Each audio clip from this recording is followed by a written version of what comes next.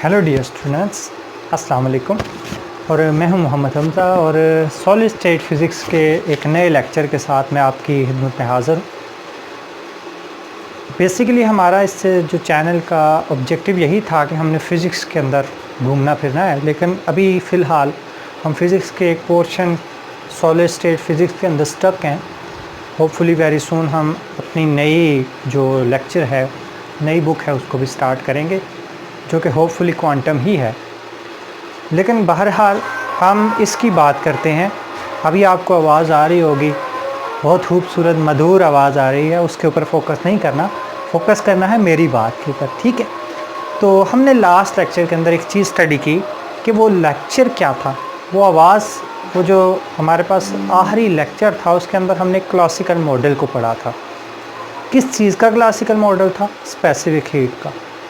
अब specific heat हमने आपको बताया कि जो स्पेसिफिक हीट होती है वो एक्चुअली क्या है।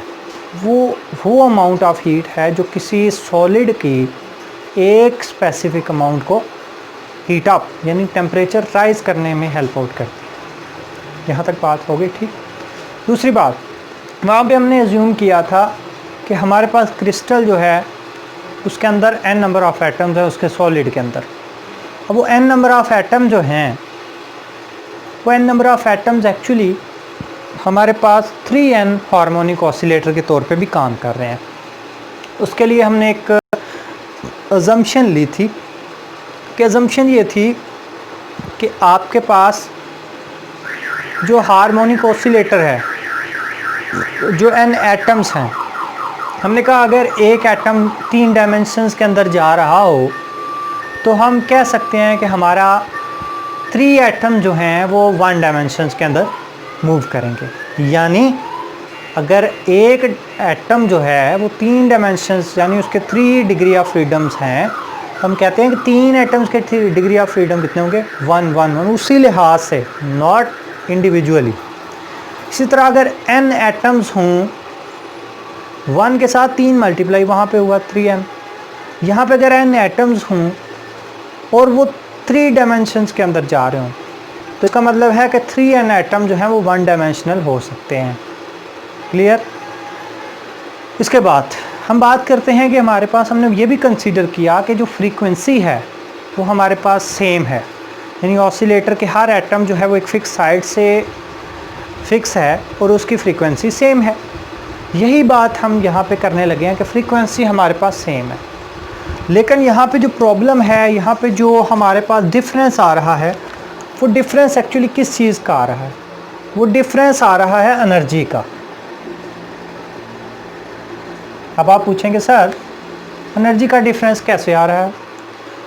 तो आइंस्टाइन की चूँकि ये मॉडल है, चूँकि ये स्पेसिफिक मॉडल जो है ये आइंस्टाइन का है, जो उसने 1911 के अंदर प्रेजेंट किया, और किस बेस के ऊपर प्रेजेंट किया वो भी आपको पता होना चाहिए। Planck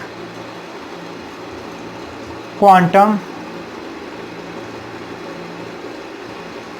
theory, Planck quantum theory की बेस के ऊपर, यानी वो थ्योरी जिसमें एनर्जी जो है, एवरेज एनर्जी कैलकुलेट की जाती है इस फार्मूला के साथ। यानी ये आपके पास average energy is equal to energy exponential minus energy by K T, ठीक है। अब आपके पास, बल्कि इसको ये ऐसे ही होता है, बाय के पी टी। तो इसी तरह से अगर या बटे में होता था एक्सपोनेंशियल माइनस पी एन के बी टी। यानी आप अगर देखें तो इसने फॉलो किसको किया है? इसने फॉलो बोल्ट्जमैन, मैक्सवेल बोल्ट्जमैन जो थ्योरी है उसी को करके वो आगे बढ़ रहा है। हाँ जी, अब आपके पास अजम्पशन नंबर 1 हमने बात की वही है। 2 में सिर्फ क्या होगा कि एनर्जी वैल्यूज़ जो होंगी हार्मोनिक ऑसिलेटर की वो अब कॉन्टीन्यूस नहीं होंगी, अब वो क्या होंगी? डिस्क्रीट होंगी। यानी आपके पास अब वैल्यूज़ क्या हैं? डिस्क्रीट। और वो डिस्क्रीट होने की वजह से आपके पास क्या हुआ कि आपका जो कॉन्टीन्यूस, जो आपके पास इंटेग्रल था, जो पूरे एरिया अंडर ग्राफ को स्टडी कर रहा था, वो अब अंडर ग्राफ एरिया को स्टडी नहीं कर रहा, वो हर एक इंडिविजुअल एटम्स को स्टडी कर रहा है। यहाँ तक बात क्लियर होगी। तीसरी बात फ्रीक्वेंसी वाली भी होगी, ऑसिलेटर वाली भी होगी। अब आपके पास रीज़न बताता हूँ कि मैक्सवेल बोल्ट्जमैन कांस्टेंट को इसने क्यों ओबे किया। देखो, हर ऑसिलेटर जो है, हर एटम जो है, चूँकि वो एक अलग साइड के ऊपर है, तो इसका मतलब ये हुआ कि वो एक ऐसा ऑसिलेटर सिस्टम जनरेट हुआ है कि जो ऑसिलेटर सिस्टम एक्चुअली हमारे पास किसके इक्वल आया, जो ऑसिलेटर सिस्टम हमारे पास इस तरह का आया कि जिसको आप डिस्टिंग्विश कर सकते हो, जिसको आप डिफ़ाइन कर सकते हो। जब आपके पास कुछ एटम ऐसे हों, यानी आपके पास ऐसा बिहेवियर हो एटम्स का कि वो डिस्टिंग्विश्ड भी हों और आइडेंटिफाइड भी हों, तो आप क्या कहते हो, यहाँ पे कौन सी डिस्ट्रीब्यूशन लगेगी? Maxwell Boltzmann distribution. यहाँ तक डियर स्टूडेंट्स ठीक है। अब हम बात करते हैं आगे बात करते हैं कि हमने करना क्या है। बेसिकली इतनी लंबी चौड़ी जो बहस है, जो आपको मैंने बात बताई है, वो करने का मकसद ये था कि आपने अब एनर्जी फाइंड करनी है। किस चीज़ की? वो जो एवरेज एनर्जी प्रोड्यूस हुई है हार्मोनिक ऑसिलेटर्स के, वो एवरेज एनर्जी हमने कैलकुलेट करनी है। कैसे अब कैलकुलेट करेंगे वो ज़रा देखिएगा। अब हमने चूँकि डिस्क्रीट की बात की है, अब हमारे पास n number of energy levels हैं। मैं 3-4 ही बना रहा हूँ, n तो नहीं बनते यहाँ पे मेरे से।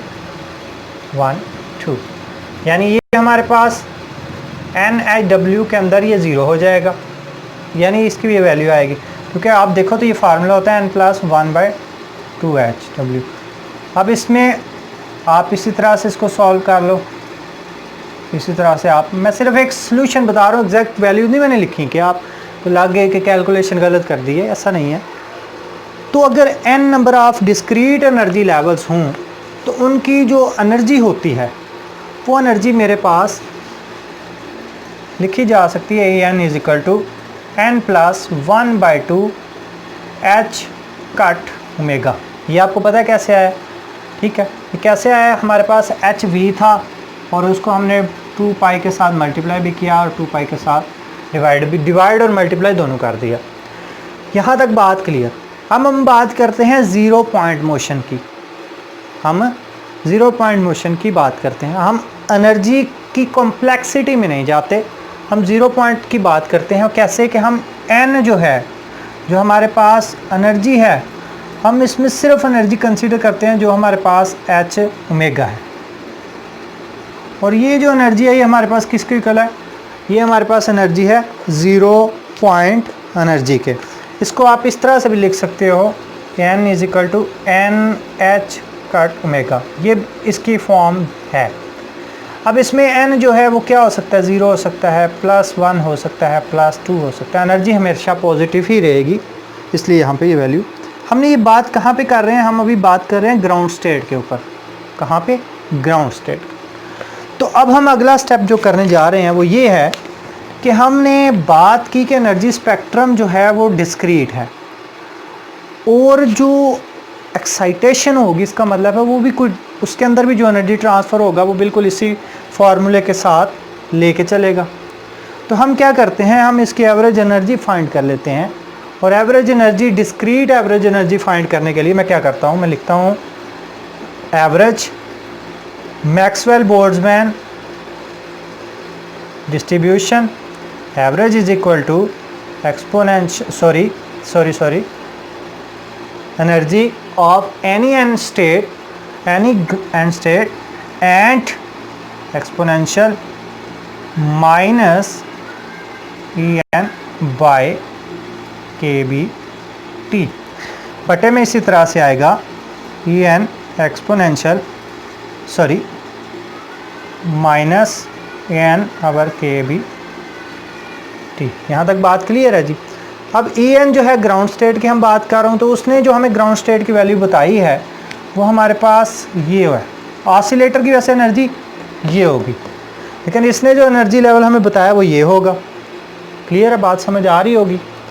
अब आपके पास हम वैल्यूज़ पुट करते हैं। वैल्यूज़ पुट करने का मतलब है कि हमारे पास कहाँ, यहाँ पे क्या आएगा, h⁻⁻, exponential minus H cut omega power K B T divided by H cut omega K B T, मैंने जल्दी में लिख दिया है, ये आएगा साथ में एक्सपोनेंशियल के।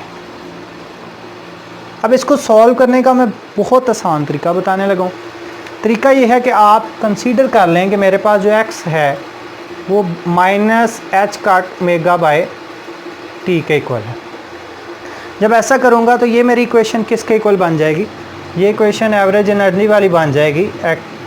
हमारे पास एच काट ओमेगा, ठीक है, exponential minus X by exponential, एक चीज़ हमने यहाँ पे गलत कर दी है, वो मैं ज़रा बताता हूँ आपको। इतनी बड़ी गलती नहीं है लेकिन वो ज़रूरी थी। हमने इसके साथ जो समीशंस हैं वो नहीं लगाए, ये ज़रूरी हैं, इधर भी लगा लीजिएगा। वैसे मैं लगा देता हूँ क्योंकि it is the responsibility of teacher to guide their students step by step. Okay, तो अगर मैं इस इक्वेशन को थोड़ा सा मॉडिफाई करके लिखना चाहूँ तो मैं इस इक्वेशन को एक फॉर्म के अंदर लिख सकता हूँ, और वो फॉर्म ये है कि मेरे पास मैं लिख सकता हूँ, इधर मैं आगे शुरू कर देता हूँ, ठीक है। उस फॉर्म को मैं लिख सकता हूँ एच काट ओमेगा, और वो फॉर्म है हमारे पास d by d x log of, बटे में कौन सी रकम है, एक्सपोनेंशियल एक्स, ठीक हो गया। अब आपके पास ये सारी टर्म हमारे पास आ गई, किसकी, एवरेज एनर्जी की। जब ये एवरेज एनर्जी की फॉर्म आ गई है तो हम इसको थोड़ा सा एक्सपेंड करने जा रहे हैं। एक्सपेंशन इसकी करेंगे, जो एक्सपोनेंशियल की एक्सपेंशन बनेगी वो हमारे पास मेरे ख्याल में ऐसा ही है ना, हाँ जी। जो एक्सपोनेंशियल की एक्सपेंशन हम यहाँ से बनाएंगे तो एक्सपेंशन हमारे पास कुछ ऐसी होगी, H cut omega D by d x log of 1 plus, क्योंकि जब आप x की वैल्यू पुट करेंगे ज़ीरो से, क्योंकि यहाँ पे समीशन थी ना, सॉरी, n इक्वल टू 0, तो जब ये समीशन ओपन किया तो ये बन गया 2x plus 3x plus and so on. यहाँ तक होपफुली आपका जो कॉन्सेप्ट है वो क्लियर हो गया होगा। अब आपने याद रखना है कि ये जो सारी टर्म है ये एक स्पेशल जो है ये एक स्पेशल हमारे पास फार्मूला बनता है कि वो फार्मूला हमारे पास क्या है, minus log of 1 minus exponential x. यानी हम क्या कर सकते हैं, हम इसकी जगह पे यहाँ पे ये ट्रांसफ़र कर सकते हैं। वो ट्रांसफ़र करके देखते हैं, वो बनेगा H cut omega D by d x minus log of 1 minus exponential. हाँ जी, अब डेरिवेशन आती है, नहीं भी आती कोई प्रॉब्लम नहीं है, हम आपके लिए यहाँ इसीलिए हाज़िर हैं, ठीक है। जब एक्सपोनेंशियल करेंगे तो आपके पास फार्मूला क्या आएगा, 1 माइनस जो माइनस एक्स है वो बटे में चला गया, क्लियर हो गया। एक मिनट, सॉरी, जो आपके पास यहाँ पे मैंने माइनस लगा दिया, माइनस नहीं है, ठीक है। और जो ऊपर है वो हमारे पास टर्म जो है वो क्या हो जाएगी, माइनस एक्स। यहाँ तक बात क्लियर है।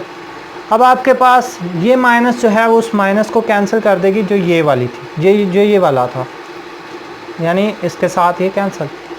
अब आप दोनों साइड पे क्या करो कि एक्सपोनेंशियल एक्स के साथ डिवाइड कर दो, एच काट ओमेगा, तो ये बन जाएगा एक्स काट ए एक्स का divided by 1 by E X minus E X by E X, ठीक है।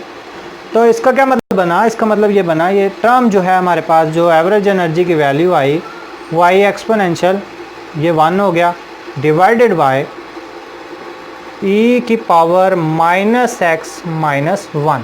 आप बताएं कि x की वैल्यू क्या थी, x की वैल्यू हमारे पास किसके इक्वल थी, एच काट ओमेगा के माइनस के टी, ठीक है, ऐसे ही था ना। तो अगर माइनस एक्स की वैल्यू निकालें तो ये प्लस हो जाएगी, और जो आपके पास एवरेज एनर्जी की एक वैल्यू आएगी वो बनेगी H cut omega exponential of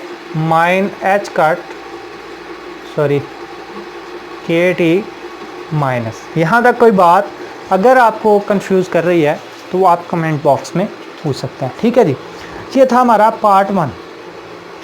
अब ये एनर्जी देखो किसके रिलेटेड आ रही है, बिल्कुल प्लैंक क्वांटम थ्योरी नहीं आ रही। उसके अंदर यहाँ पे ईवी था, यहीं पे भी वो, सिर्फ फार्मूले के अंदर कुछ जो कांस्टेंट्स हैं उन कांस्टेंट्स की यहाँ पे कमी है, ऐसे ही है ना।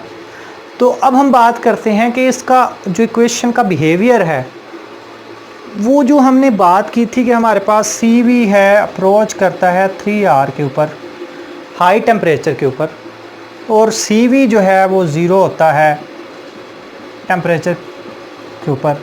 अब तो हमने सिस्टम जो है वो कैलकुलेट किया है क्वांटम सिस्टम, और क्वांटम सिस्टम के अंदर अगर आपके पास टेम्परेचर ज़ीरो भी हो जाता है, एब्सोल्यूट टेम्परेचर तक भी आप पहुंच जाते हो, तो एब्सोल्यूट टेम्परेचर पे भी एटम जो है वो कोई ना कोई वाइब्रेशन करते रहते हैं, रेस्ट पे नहीं आते। तो हम चेक करने लगे हैं कि हमारे पास हाई टेम्परेचर के ऊपर और लो टेम्परेचर के ऊपर आखिर फ़र्क क्या है, क्या इफेक्ट आता है। उसको चेक करने के लिए पहला केस, क्योंकि हम हाई टेम्परेचर की बात करते हैं, आगे चल के अभी ये ख़त्म नहीं हो रहा, अभी बात समझने वाली ज़्यादा है। ये मैं पिछले रिवाइज़, एक तरह का रिवाइज़ तो नहीं लेकिन आइंस्टाइन की थ्योरी और उसके अंदर मॉडिफिकेशंस जो है वो लेके चलने लगा हूँ। अभी मैं थ्योरी की बात कर रहा हूँ। हाँ जी, हाई टेम्परेचर हो,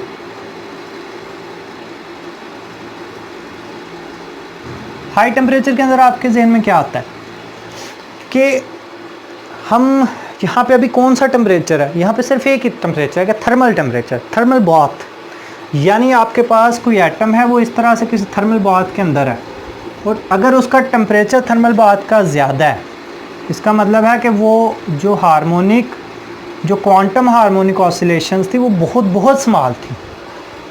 जब वो बहुत स्मॉल थी तो इसका मतलब है कि हमारे पास जो एक्सपोनेंशियल एच का, इसका मतलब ये हुआ कि हमारे पास जो एक्सपोनेंशियल की वैल्यू है, जब देखो इधर के टी बहुत ग्रेटर होगा तो एवरेज एनर्जी बहुत स्मॉलर हो जाएगी।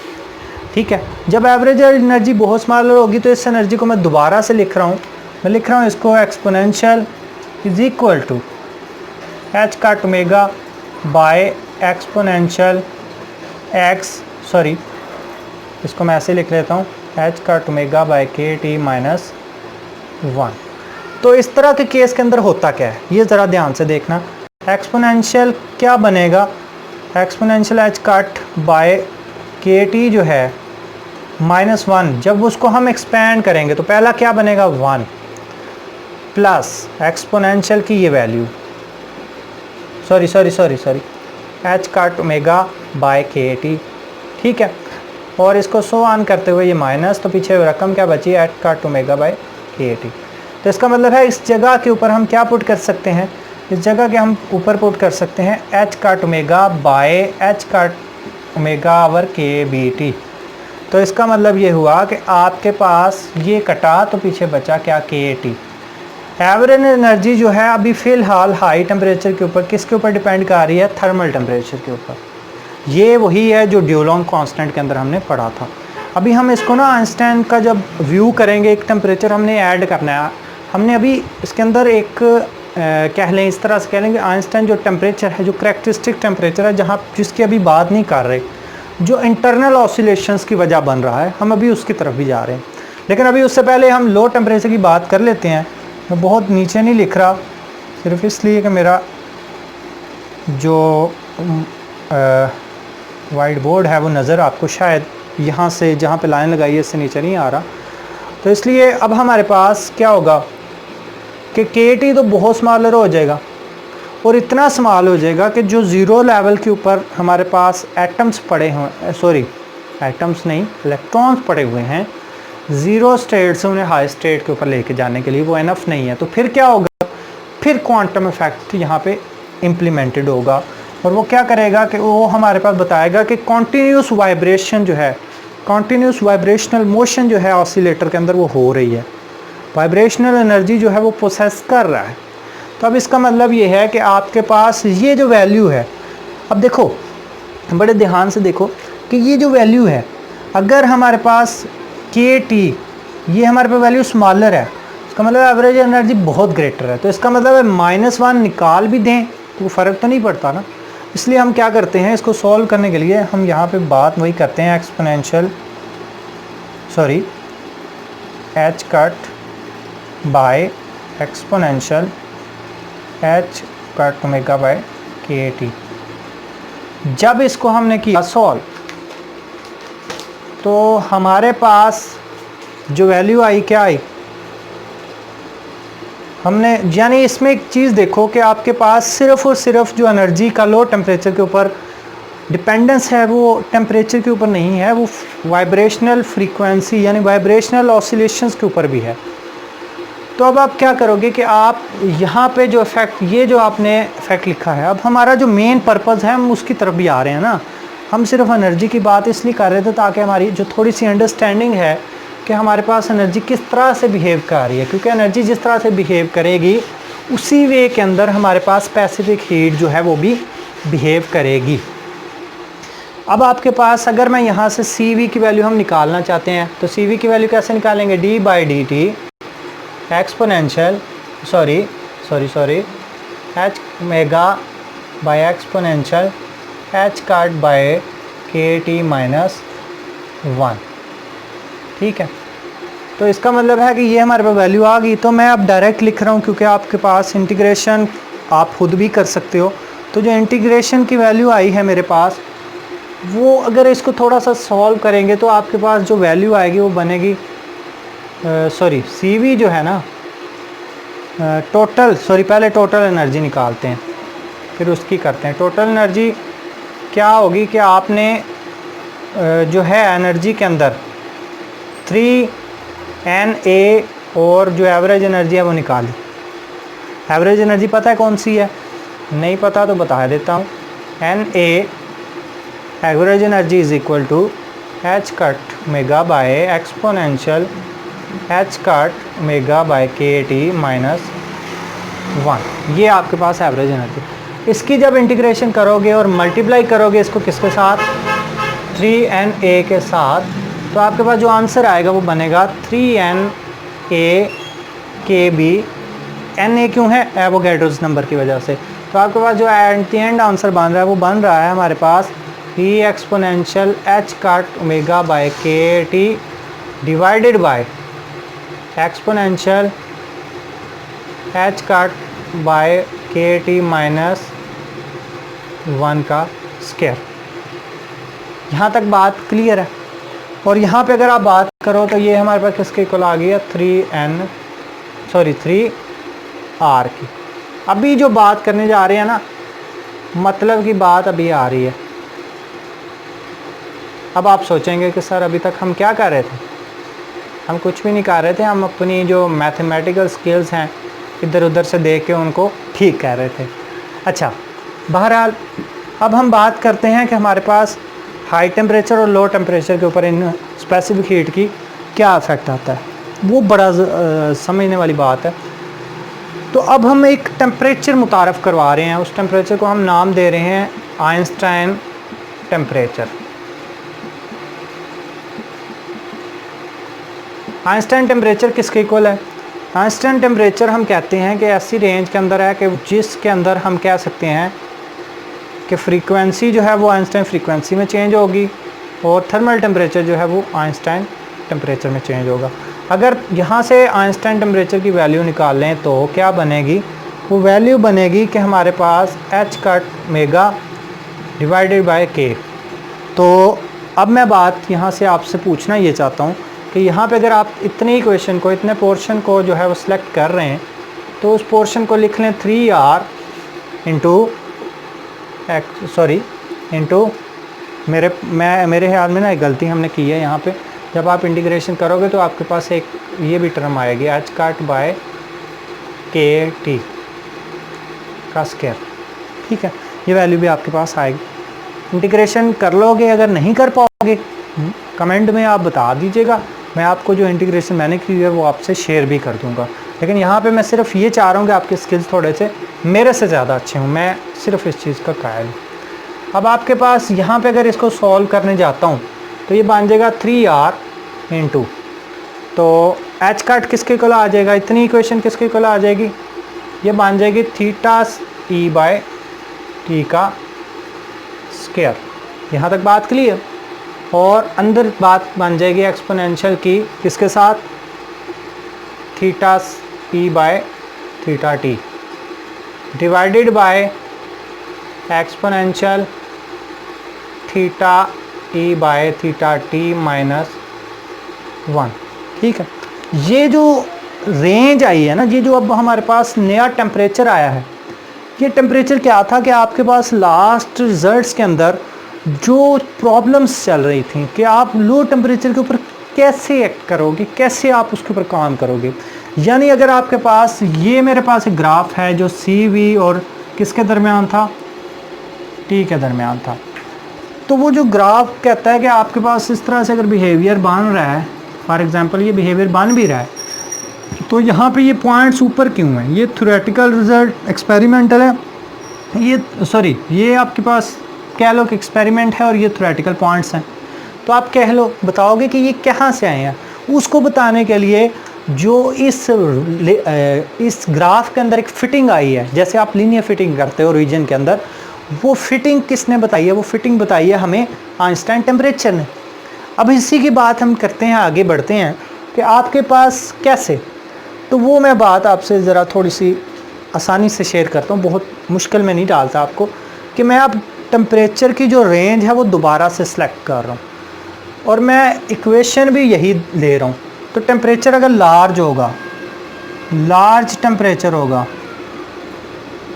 ठीक है, तो लार्ज टेम्परेचर होने के लिए मैं आपको सिंपल में वर्ड्स में सिंपली लिख देता हूँ कि हाई टेम्परेचर के ऊपर आप जब इसको सॉल्व करोगे तो आपके पास इक्वेशन क्या बनेगी, 3r, मैं इसकी बात कर रहा हूँ, 3r थीटा बाय टी का स्क्वायर और exponential theta by T our exponential theta by theta E bye T minus 1।